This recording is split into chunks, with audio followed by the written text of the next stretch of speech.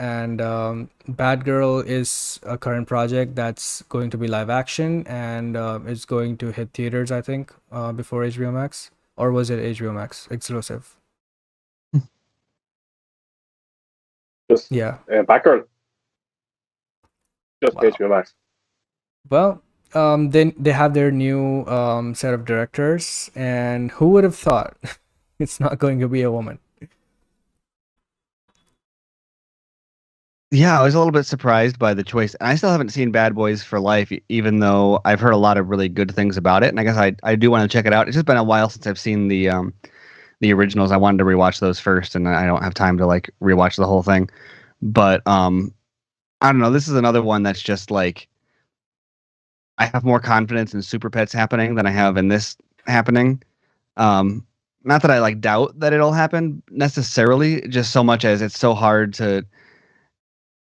Whenever there's a project like this announced now, it's my reaction is just okay. Well, we'll see when like just like with the Flash, it's like okay, they're actually shooting it now. Okay, now we'll most likely see it. But until then, it's like okay, they're just it's just noise. And it'd be nice to get to a point where you can get excited at a DC announcement instead of having to wait so much longer. But there's just so many projects that they've greenlit as an attempt to kind of stir up hype for something that they don't ever really end up making.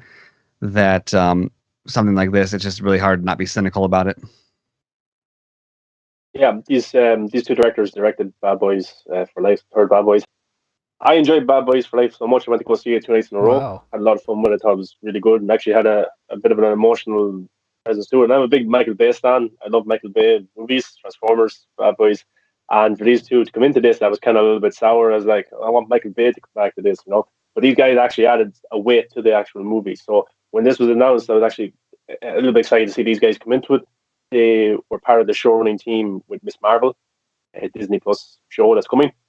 That just finished, I think, last week, and they directed the season premiere of that, the first episode of Miss Marvel, and they directed the finale. So they're obviously wanted by these big studios at the moment. Bad Boys for Life, I think, was the highest grossing movie of 2020. I know there was COVID and everything like that, but it still grossed a lot of money. And see them come into this is a little bit strange, a little bit different, and a little bit weird. But the action in Bad Boys for Life was good, but Will Smith's getting on now. What's he, near 50, or maybe he's in his 50s? It wasn't as flawless maybe as a John Wick or other types of early Will Smith movies. So if they can get in of course, it'll be a younger actress. I'm expecting the action to be revved up even more. But to see this go to HBO Max is a little bit strange, considering Birds of Prey hit theaters. Maybe that's what they're putting them off a little bit. But Wonder Woman in theaters as well. Like, they had these female-driven solo movies out in theaters, while Marvel was kind of lacking in that department. Black Widow still hasn't come out, but Captain Marvel still did well. But they were a little bit ahead of the game on Marvel there. So I don't know what universe is going to be set in. If it's in Snyderverse, the Affleck verse, Keaton verse. I don't know. Who knows at this stage? And I don't know much about themselves. But yeah, I'm interested because these two directors are involved. But as Stephen said, it's hard to get excited for something that's going to be a while away. We don't know who's going to present the character, and we don't even know if it's going to happen. So I get excited when these go into production